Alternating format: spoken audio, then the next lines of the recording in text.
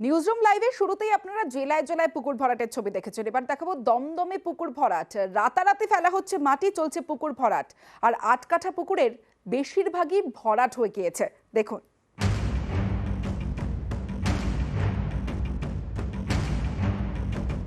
দমদমের ২.৫ নম্বর পুলিনপল্লী, এখানেই চলছে পুকুর ভরাট কৌশলে। স্থানীয়দের দাবি, রাতারাতি মাটি ফেলে পুকুর বুজিয়ে ফেলা হয়নি, দীর্ঘদিন পুকুরে সংস্কার করা হয়নি, সেই পুকুরে ধাপে ধাপে ফেলা হয় মাটি। এভাবেই ৮ কাঠা পুকুরের বেশিরভাগটাই বুজিয়ে ফেলা হয়েছে বলে অভিযোগ।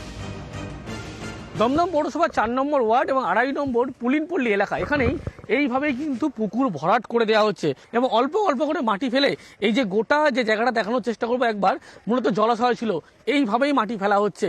একটু এগিয়ে গেলে দেখা যাবে যে জল যে এখানে আছে, যে জলাশয় কিন্তু স্পষ্ট, এবং এইভাবেই কিন্তু আস্তে আস্তে গোটা যে জলাশয় দেখাবো টিন দিয়ে মূলত ঘেরা আছে, এই জায়গাটাই ভরাট করে দেওয়ার অভিযোগ উঠছে অসাধু ব্যবসায়ী প্রমোটারদের বিরুদ্ধে।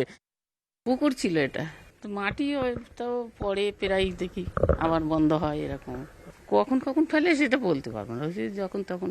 পুকুর ঠিক পরিষ্কার ছিল না আর কি, নোংরা টোংরা পরে ভাট করে দিয়ে মাঝে মাঝে করে, আস্তে আস্তে না কারা করছে বলতে পারবো না, প্রমোটাররা আসে। দমদমে ফ্ল্যাটের ব্যাপক চাহিদা, জমির দামও অনেক, একের পর এক বহুতল তৈরি হচ্ছে। ফাঁকা জমি পেলেই সেখানে পড়ে জমি হাঙরদের নজর। বহুতল তৈরির জন্য পুকুর বোঝানোর মতো বেআইনি কাজও করা হয়। অভিযোগ, নেতাদের একাংশের মদতেই এসব চলছে।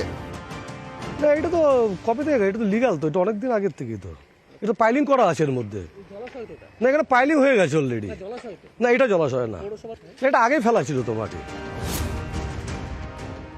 আমরা কোনো পুকুর ভরাট হতে দেব না। তোমার কাছ থেকে শুনলাম, আমি কাউন্সিলরকে ফোন করেছি, কাউন্সিলরকে ইমিডিয়েট ওই জায়গায় পাঠাচ্ছি, ইমিডিয়েট ওইটাকে বন্ধ করা হবে। থানাকেও ফোন করছি, এখানে আমি কাউন্সিলরকে ফোন করে যেতে থানাকেও ফোন করছি। চেয়ারম্যানের কথা অনুযায়ী ঘটনাস্থলে যান স্থানীয় তৃণমূল কাউন্সিলর, পুকুর ভরাট বন্ধের আশ্বাস দেন।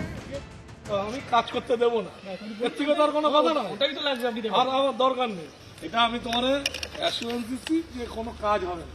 আমি ওরা দেখাচ্ছি না, না কোনো কাজই হবে না, আমি কাজ করতে দেবো না। ক্যামেরা অসিত দাসের সঙ্গে অনুপ চক্রবর্তী, নিউজ 18 বাংলা।